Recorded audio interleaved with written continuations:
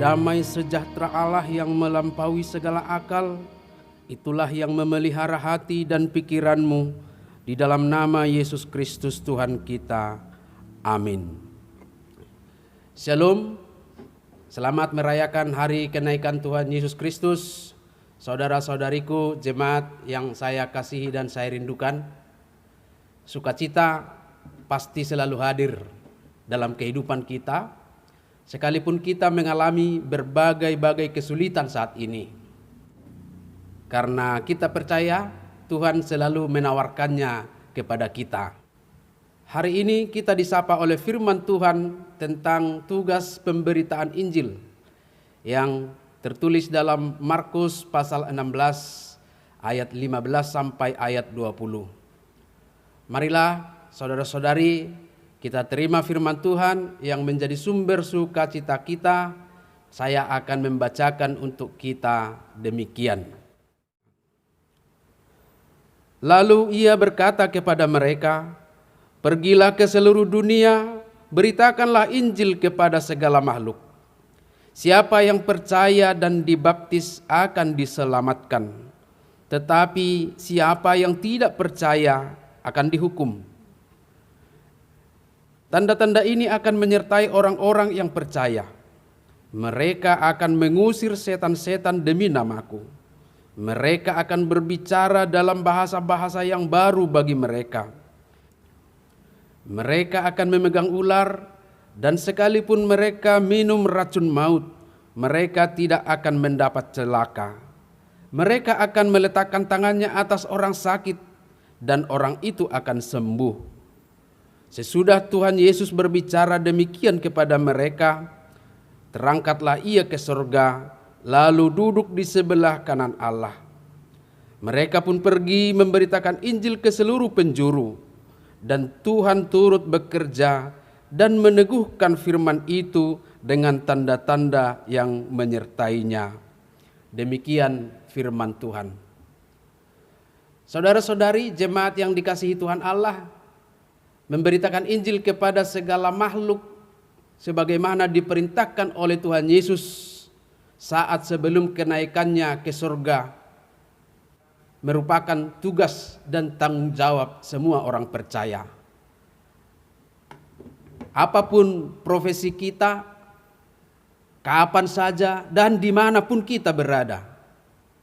Sebab substansi dari pemberitaan Injil bukan hanya verbal, bukan hanya dengan kata-kata, tetapi menyangkut universalisme kehidupan dunia ini.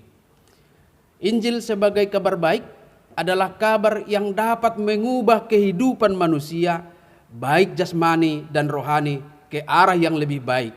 Sebagaimana dikatakan oleh Tuhan Yesus dalam Lukas pasal 4 ayat 19. Di sana Yesus berkata, untuk memberitakan pembebasan kepada orang-orang tawanan dan penglihatan bagi orang-orang buta, untuk membebaskan orang-orang yang tertindas, untuk memberitakan tahun rahmat Tuhan telah datang.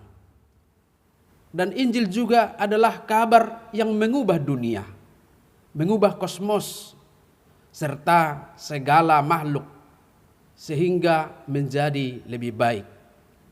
Hutan, air, udara, dan makhluk hidup lainnya yang oleh tindakan dan perilaku manusia mereka dapat hidup lebih baik.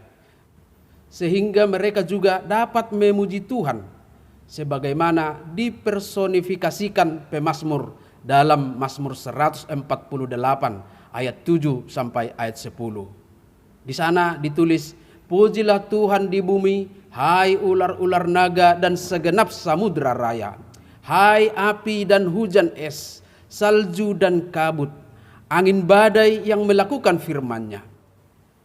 Hai gunung-gunung dan segala bukit, pohon, buah-buahan dan segala pohon aras. Hai binatang-binatang dan segala hewan, binatang melata dan burung-burung yang bersayap." Dengan tindakan manusia sebagai implementasi pemberitaan Injil, bumi tertata rapi dengan baik, yang pada akhirnya juga menjadi kebahagiaan bagi manusia itu sendiri. Tentang hal ini sebenarnya sudah sangat jelas dicatat dalam Konvensi HKBP tahun 1996 pasal 5 bait yang kedua. Di sana dicatat, karya Yesus Kristus adalah membebaskan manusia, segala ciptaan dan juga dunia ini. Dengan ini kita menyaksikan tanggung jawab manusia untuk melestarikan semua ciptaan Allah, supaya manusia itu dapat bekerja sehat dan sejahtera. Kita menentang setiap kegiatan yang merusak lingkungan, seperti membakar dan menebang pohon di hutan atau hutan belantara. Kita menentang setiap usaha yang mencemari air dan udara, juga air limbah yang mengandung racun dari pabrik-pabrik, karena tidak memperdulikan saluran air limbah dan pencemaran udara, hingga merusak air minum dan pernapasan manusia atau polusi maupun pencemaran lingkungan. Dalam konsep yang lebih luas inilah Yesus memerintahkan kita memberitakan Injil. Dan sambil memerintahkan pemberitaan Injil ini, Yesus juga mengajarkan beberapa hal penting sebagai persiapan untuk pemberitaan Injil tersebut. Yang pertama adalah, sebelum nats kita ini, yaitu pada ayat 14 dicatat, akhirnya ia menampakkan diri kepada ke-11 orang itu ketika mereka sedang makan. Dan ia mencela ketidakpercayaan dan kedegilan hati mereka. Oleh karena mereka tidak percaya kepada orang-orang yang telah melihat dia sesudah kebangkitannya. Yesus mencela ketidakpercayaan mereka dan kedegilan hati mereka. Ini pertanda bahwa iman percaya murid-murid menjadi penghalang utama bagi mereka untuk memberitakan Injil kebangkitan Yesus. Mereka tidak percaya sehingga mereka gagal move on untuk bercerita tentang Yesus. Iman mempunyai peranan penting dan bahkan yang utama dalam tugas pemberitaan Injil. Karena Yesus juga melanjutkan dalam ayat 16, nats khotbah kita, barang siapa percaya dan dibaptis akan diselamatkan. Maka kita pastikan dulu apakah iman kita kepada Yesus sudah tepat dan benar, supaya kita dapat memberitakannya juga dengan benar. Karena bagaimana mungkin kita menceritakan sesuatu yang tidak benar-benar kita percayai. Molosongoni biasana tadok do barita ninna tuninna, jala boy do didok musegabe barita uluk, boy di pabalga, boy di pamekmet. Bisa kita bayangkan kalau seseorang mengabarkan sesuatu yang tidak ia yakini, bagaimana orang yang mendengarnya. Kita bisa lihat realita dunia, justru kabar yang tidak jelaslah yang membuat semakin kacau. Itulah sebabnya Yesus mengecam ketidakpercayaan murid. Yesus mengecam ganggu niroha, ketidakpercayaan, karena itu akan merusak optimisme mereka ke depan untuk memberitakan Injil. Yang kedua, selanjutnya Yesus berkata dalam ayat 17 sampai ayat 18, tanda-tanda ini akan menyertai orang-orang yang percaya. Mereka akan mengusir setan-setan demi namaku. Mereka akan berbicara dalam bahasa-bahasa yang baru bagi mereka. Mereka akan memegang ular, dan sekalipun mereka minum racun maut, mereka tidak akan mendapat celaka. Mereka akan meletakkan tangannya atas orang sakit, dan orang itu akan sembuh.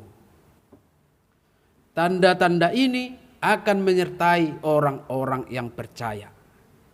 Yang dimaksud di sini bukan para murid, melainkan orang-orang yang percaya karena pemberitaan para murid.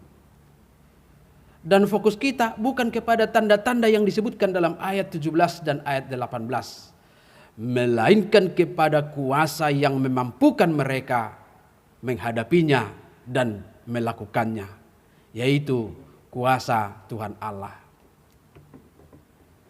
Baik mengusir setan-setan, berbicara dalam bahasa-bahasa yang baru, memegang ular, minum racun maut, dan menyembuhkan orang sakit. Itu dipastikan sebagai tantangan dan peluang. Tetapi semuanya bukan karena kebolehan manusia, melainkan oleh kuasa Tuhan yang hadir di dalam iman yang murni orang-orang percaya. Ketika orang percaya menghadapi tantangan, mereka akan disanggupkan dan dikuatkan oleh Tuhan. Tuhan akan memberikan hikmat bagi orang-orang percaya dalam menyebarkan Injil ketika mereka menghadapi kesulitan dan tantangan. Tuhan akan memberikan hikmat bagi orang-orang percaya dalam menyebarkan Injil ketika mereka menghadapi kesulitan dan tantangan. Seperti yang terjadi saat ini, bagaimana kita dapat tetap memberitakan Injil, melakukan kebaikan, memelihara kasih dan persaudaraan dan damai sejahtera saat kita menghadapi virus corona. Apakah kondisi ini akan menjadi alasan yang logis untuk menolak? Atau justru keadaan ini akan kita lihat bahwa ini adalah peluang besar dan momen yang tepat untuk memberitakan Injil kabar baik? Karena kalau kita bicara tentang tantangan pekabaran Injil ini, Yesus juga sudah mewanti-wanti sebelumnya. Ini dicatat dalam Matius pasal 10 ayat 16. Lihatlah, aku mengutus kamu seperti domba ke tengah-tengah serigala. Sebab itu hendaklah kamu cerdik seperti ular dan tulus seperti merpati. Husuru dohamu songo biru-biru tu tonga-tonga ni akka babiat. Tibaheni patas mahamu marroha songo nulok, huhut lidang marohamuna songon darapati. Kesulitan pasti menghadang, tetapi hikmat dan ketulusan hati menjadi modal bagi tugas pekabaran Injil ini. Yesus telah naik ke surga. Dan dalam pengakuan kita bersaksi bahwa Ia duduk di sebelah kanan Allah Bapa dan akan turun kelak untuk menghakimi dunia. Dalam pandangan sejajar tentang kenaikan Tuhan Yesus ini, Yohanes 14 ayat 1 sampai ayat 3 juga berkata bahwa Yesus naik ke surga untuk menyediakan tempat bagi kita. Tepatnya menyediakan tempat bagi orang-orang yang percaya dan setia melanjutkan tugas pekabaran Injil yang diperintahkannya. Maka kita yang masih terus berjuang mengabarkan kabar baik kepada dunia dan seluruh ciptaan harus tetap memiliki integritas,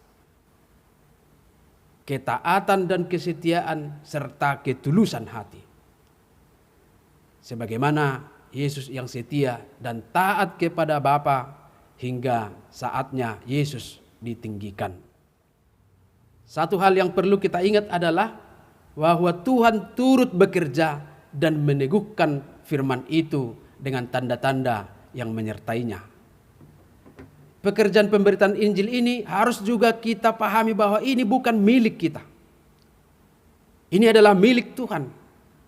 Maka kita harus percaya bahwa dalam keadaan apapun penyertaan Tuhan pasti akan selalu hadir bagi kita.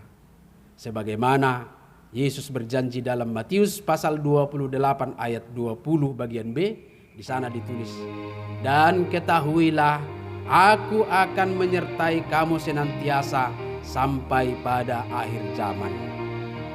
Amin. Marilah kita berdoa. Segala puji dan hormat kami naikkan kepadamu Allah Bapa di sorga, Allah sumber kehidupan kami dan yang telah mengangkat kami berharga di dunia ini oleh karena penebusan Kristus. Dan saat ini kami disapa firman-Mu tentang tugas dan tanggung jawab kami untuk memberitakan Injil kabar baik kepada seluruh ciptaan, supaya bumi ini dapat bersorak-sorak, bernyanyi memuji Engkau, dan yang terlebih dapat hidup di dalam kebenaran firman Tuhan. Engkau kiranya memampukan kami untuk melakukan tugas pelayanan pekabaran Injil ini. Dan dengan berbagai hal yang boleh kami lakukan, biarlah Tuhan memampukan kami, supaya Injil Kristus sampai ke ujung bumi. Dan sebagaimana janji-Mu, Engkau akan menyertai orang-orang percaya. Demikian kami imani, Engkau akan menyertai kami juga di dalam pekabaran Injil ini Tuhan. Engkau akan menyertai kami di dalam tugas pelayanan pekabaran Injil ini, melalui perbuatan-perbuatan dan tingkah laku serta perkataan kami. Jikalau pada saat ini kami mengalami kesulitan, menghadapi penderitaan ya Bapa di surga, biarlah keadaan ini kami pergunakan sebagai media yang tepat untuk memberitakan Injil kebenaran-Mu, melalui hidup untuk saling menopang, saling menghibur, saling menguatkan, sebab dengan itulah kami dapat menunjukkan iman kami kepadamu. Di dalam nama Yesus Kristus Tuhan kami, amin. Marilah kita bernyanyi dari Kidung Jemaat nomor 426 atau buku WD nomor 666.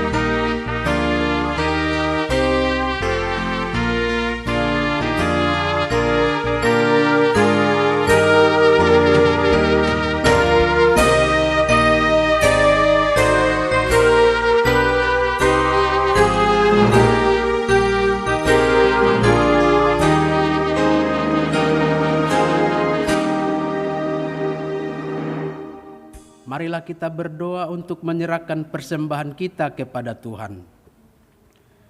Ya Allah Bapa kami yang di sorga, kami mengaku bahwa Tuhan adalah sumber dari segala karunia yang melimpah dalam kehidupan kami masing-masing.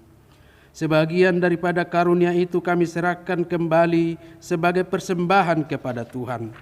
Terimalah dan berkatilah persembahan umat-Mu ini, agar dapat kami pergunakan untuk pekerjaan dan pelayanan kerajaan Tuhan di dunia ini.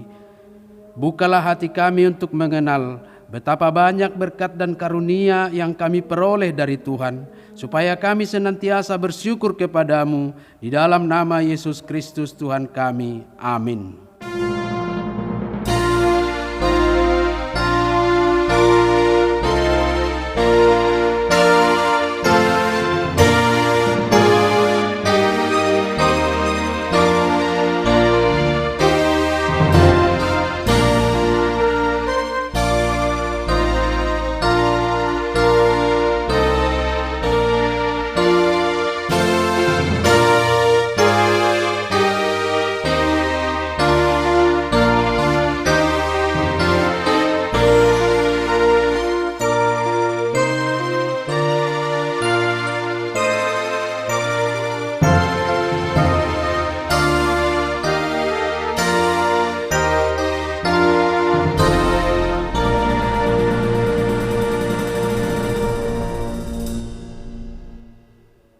Tuhan Yesus Kristus yang telah naik ke sorga dan duduk di sebelah kanan Allah Bapa, kekuasaan dan kemuliaan kami persembahkan kepadamu sampai selama-lamanya. Kami bersuka cita karena Engkau telah menang, dan Allah telah mengangkat Engkau menjadi Raja atas segala sesuatu. Jalanmu penuh rahasia, karena Engkau telah merendahkan dirimu serendah-rendahnya, kemudian Engkau menjadi lebih tinggi di atas segala sesuatu, dan menerima nama yang terindah atas segala nama. Dan supaya semua orang bertekuk lutut menyembah Engkau, dan segala lidah mengaku bahwa Yesus Kristus adalah Tuhan. Terima kasih ya Tuhan, karena Engkau telah membuka jalan ke surga. Engkau menjadi imam besar bagi kami untuk selama-lamanya. Berkatilah gerejamu selama di dunia ini, sampai nanti kami bersekutu bersama di sisimu di surga. Ingat dan penuhilah janji yang Engkau janjikan kepada hamba-Mu. Anugerahkanlah kepada mereka kuat kuasa dari surga, agar nama-Mu dipermuliakan di dunia ini. Pimpinlah semua pelayan-pelayan di gereja-Mu, agar segala peraturan, siasat dan pengajaran dilakukan sesuai dengan firman-Mu. Bimbinglah gereja-Mu di seluruh dunia ini, agar semakin kuat dan berkembang. Anugerahkan hikmat dari surga kepada para pemimpin gereja-Mu, kepada para pendeta, guru Injil dan para penatua, agar gereja-Mu hidup dalam keteraturan. Masuk dan berdiamlah di dalam hati kami, mengikuti dan melakukan firman-Mu dengan sukacita. Teguhkanlah iman kami, agar kami sanggup menyaksikan baik kami hidup atau mati, bahwa Engkau adalah Tuhan kami. Biarlah firman-Mu dan damai yang daripada-Mu bekerja di dalam gereja-Mu, supaya anggota jemaat-Mu sadar bahwa bukanlah dunia ini, melainkan surga adalah tempat kita yang kekal. Lindungi dan anugerahkanlah kebijaksanaan kepada pemerintah dan pemimpin negara kami, agar mereka turut melayani Engkau. Berkatilah semua persekutuan orang Kristen. Hadirlah Engkau di tengah-tengah mereka, apabila mereka berkumpul di gedung gereja, atau di gedung sekolah, atau di rumah mereka masing-masing. Bebaskanlah dan lepaskanlah kami dari segala dosa yang memberati kami, agar kami semakin rindu menanti kedatangan-Mu untuk mengangkat kami ke sisi-Mu. Amin. Bapa kami yang di surga, dikuduskanlah nama-Mu. Datanglah kerajaan-Mu, jadilah kehendak-Mu di bumi seperti di surga. Berikanlah kami pada hari ini makanan kami yang secukupnya, dan ampunilah kami akan kesalahan kami, seperti kami juga telah mengampuni orang yang bersalah kepada kami. Dan janganlah membawa kami ke dalam pencobaan, tetapi lepaskanlah kami daripada yang jahat.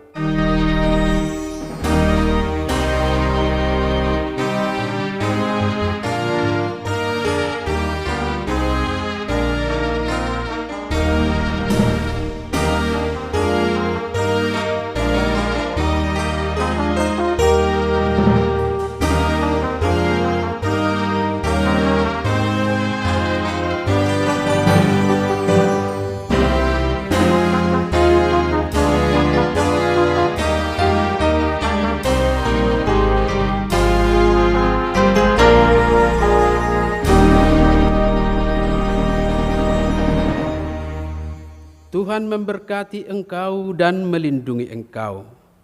Tuhan menyinari engkau dengan wajah-Nya dan memberikan engkau kasih karunia. Tuhan menghadapkan wajah-Nya kepadamu dan memberikan engkau damai sejahtera.